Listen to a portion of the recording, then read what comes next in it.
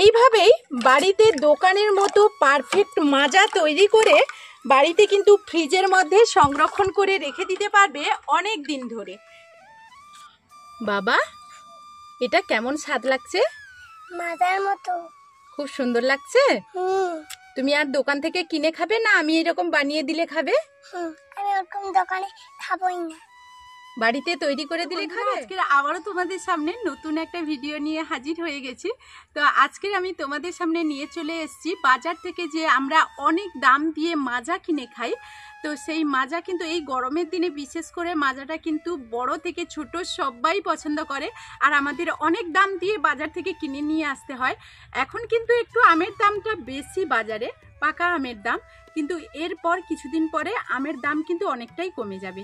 আর সেই আম দিয়েই কিন্তু তোমরা বাজার থেকে এত দাম দিয়ে মাজা না কিনে এনে আম দিয়ে বাড়িতে কিভাবে সহজভাবে মাজা তৈরি করে ফেলবে, মাত্র কয়েকটা উপকরণ যেগুলো সচরাচর সব সময় আমাদের হাতের কাছে থাকে। তো চলো কিভাবে তৈরি করব সেটাই আজকে তোমাদের সঙ্গে শেয়ার করব। তো চলো ভিডিওর সঙ্গে থাকো, আশা করব আজকের পুরো ভিডিওটা তোমাদের খুব ভালো লাগবে। এখন আমি এখানে নিয়েছি একটা বড় সাইজের, খুব বড় সাইজের একটা পাকা আম এখানে আমি নিয়েছি, আর এখানে নিয়েছি একটা মোটামুটি ছোট সাইজের কাঁচা আম। আর ছেলে তো একবারে খাওয়ার জন্য অস্থির হয়ে উঠেছে, ওকে না দিতে ও কিন্তু চলে গেছে আজকের আমি খাবো না বলে, এই জন্য সাইড দিয়ে চিৎকার করছে। আর এখন আমটাকে খুব ভালো করে জলে পরিষ্কার করে ধুয়ে নেব।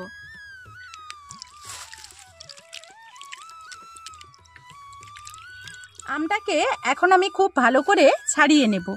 আর এই আমের মাজা যখন তৈরি করবে, পাকা আম যেমনই প্রয়োজন তেমন কিন্তু এই টাইপের আম নিয়ে নেবে। আমরা সব পাকা আম থেকে কিন্তু এইভাবে ভালোভাবে আমের ছাল ছাড়াতে পারি না, তো আম থেকে এইভাবে খুব ভালো করে খোসাগুলো কিন্তু তুলে নেব।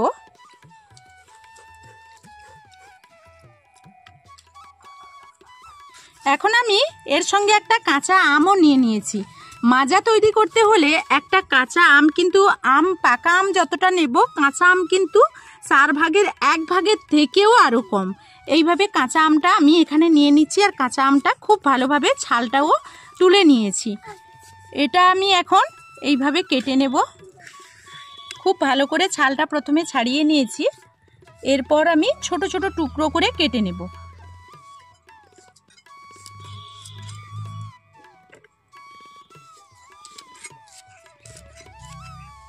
তো এইভাবে আমি কাঁচা আমটা কেটে নিয়েছি, এখন আমি পাকা আমটা কেটে নেব।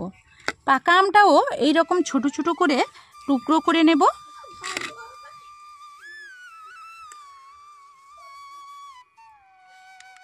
তো বন্ধুরা, এখানে আমি আমটাকে পনিকে কেটে নিচ্ছি, তোমরা চাইলে কিন্তু এই আমটাকে গ্রেটারে গ্রেটও করে নিতে পারো। এই আমটাকে এখন আমি এই মিক্সিতে ভরে নেব।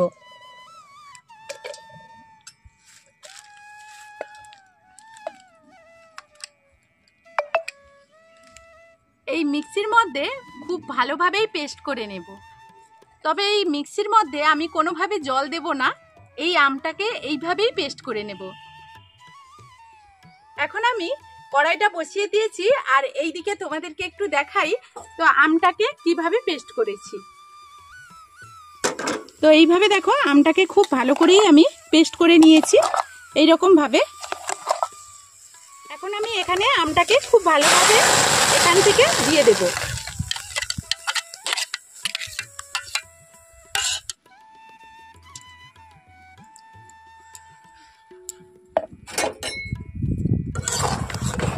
এখন খুব ভালোভাবেই এটাকে এইভাবে নাড়াচাড়া করব।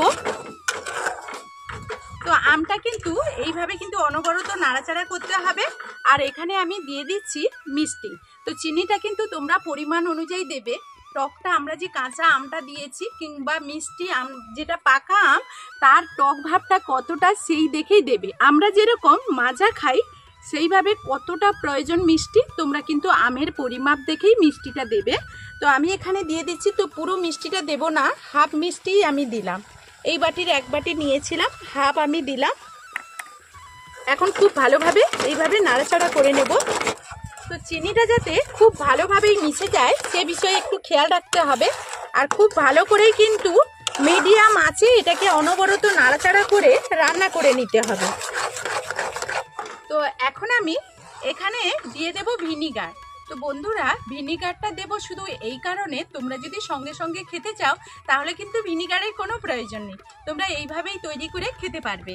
আর যদি তোমরা বাড়িতে সংরক্ষণ করে রাখো, ধরো অনেকটাই বানিয়ে নিলে, তখন কিন্তু ভিনিগার একটু দিয়ে দেবে। আমি এখানে 1 চামচ মতো ভিনিগার দিয়ে দিচ্ছি। তো অনেকের কাছে হয়তো ভিনিগার থাকবে না, তারা এখানে লেবুর রসও এখানে একটু দিয়ে দিতে পারো।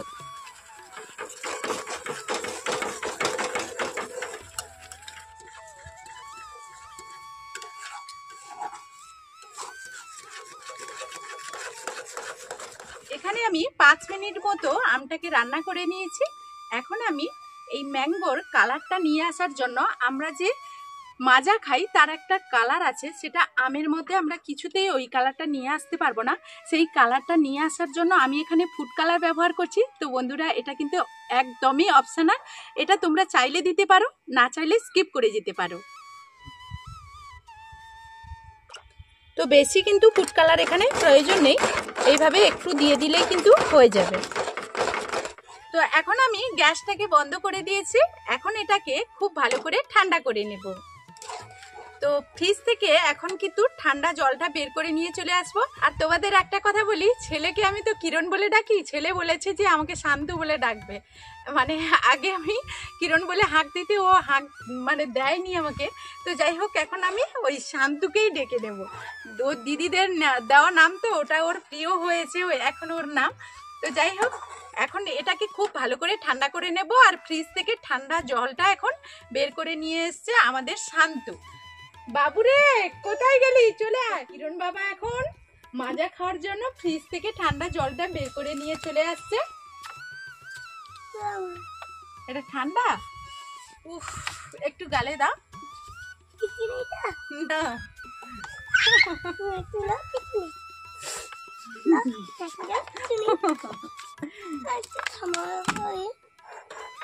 এই যে, এই তো দেবো, একটু দেবো, হয়ে গেছে।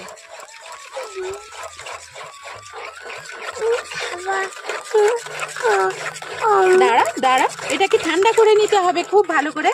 তো বন্ধুরা, খুব ভালো করে ঠান্ডা করেই কিন্তু ঠান্ডা জল মেশাতে হবে। তবে ঠান্ডা জল কিভাবে মেশাবে সেটা একটু তোমাদের দেখিয়ে দেবো। এইভাবে কিন্তু এখনো মাজাটা তৈরি হয়নি। দোকানের মতো যদি পারফেক্ট মাজা তৈরি করতে হয়, এইভাবে কিন্তু এখনো তৈরি হয়নি। আর কিছু টিপস ফলো করতে হবে, তবেই কিন্তু দোকানের মতো মাজা তৈরি করতে পারবো। তো এখন খুব ভালো করেই এটাকে ঠান্ডা করে নিয়েছি। এখন আমি ছাঁকনির মধ্যে ছেঁকে নেব। এইরকম একটা ছাঁকনি নেব, আর এই ছাঁকনিতে অল্প অল্প দিয়ে খুব ভালো করেই ছেঁকে নেব।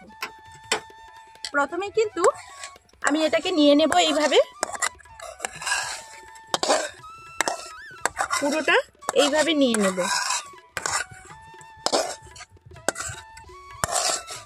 এখন কিন্তু অল্প অল্প যেই ঠান্ডা জলটা আমি ফ্রিজ থেকে বের করে নিয়ে এসেছি, সেটা অল্প অল্প দেব, আর এই রকম খুব ভালো করে বের করে নেব।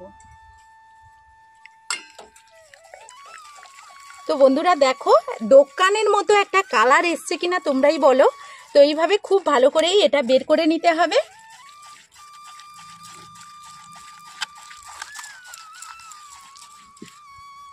তো এইভাবে কিন্তু খুব ভালোভাবেই ছেঁকে নিয়েছি। আর এখানে একটু দানা রয়ে গেছে, সেটা কিন্তু এর মধ্যে নেব না, হয় কেউ খেয়ে নেবে, না হলে ফেলে দেব।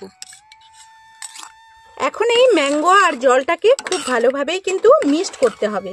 কতটা গাঢ় দেখো, আমরা কিন্তু বাজার থেকে যখন কিনি তখন কিন্তু এর মধ্যে এতটা গাঢ় থাকে না। এটাকে আরও পাতলা করব, আর তার জন্য ঠান্ডা জল এইভাবে দিয়ে দেব।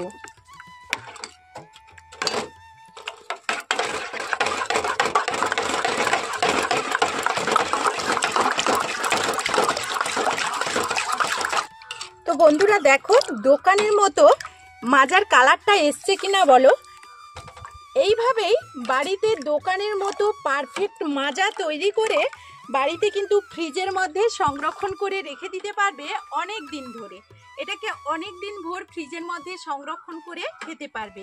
এখন আমের দামটা একটু বেশি, এরপর যখন অনেকটাই কমে যাবে তখন কিন্তু এই রকম আম নিয়ে এসে বাজার থেকে অনেক দাম দিয়ে না কিনে বাড়িতেই এইভাবে মাজা তৈরি করে ফেলবে।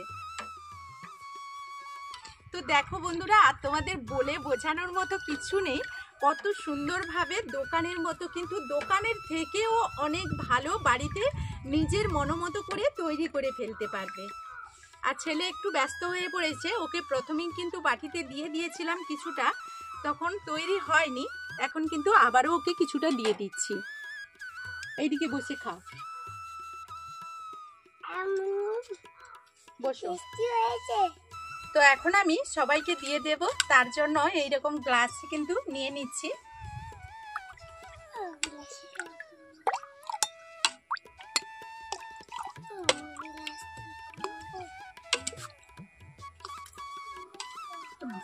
এখন কিন্তু সবাইকে দিয়ে দেব। আর কিরণ যেহেতু ছোট, কিরণকে কিন্তু ছোট্ট একটা গ্লাসের মধ্যে দেব।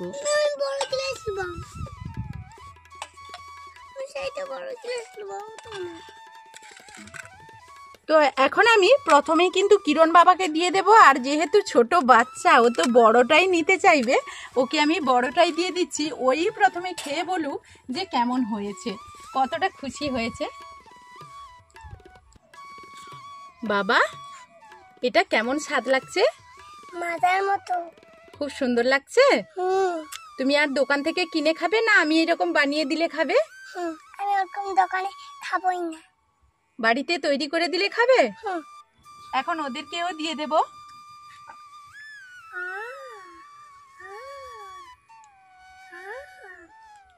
কেমন হয়েছে? ভালো হয়েছে, ভালো হয়েছে। তো বন্ধুরা, আজকের মতো ভিডিওটা এই পর্যন্ত। ফিরে আসবো নতুন কোনো ভিডিও নিয়ে, ততক্ষণ সবাই সবার পরিবারকে নিয়ে ভালো থাকবে। আর আজকের আমার এই ভিডিওটা যদি তোমাদের কাছে কোনো অংশে ভালো লেগে থাকে, তাহলে সুন্দর একটা কমেন্টের অপেক্ষা করব। তোমাদের এই কমেন্টগুলো আমাদের নিত্য নতুন ভিডিও নিয়ে আসার জন্য উৎসাহ দেয়। এখনকার মতো টাটা।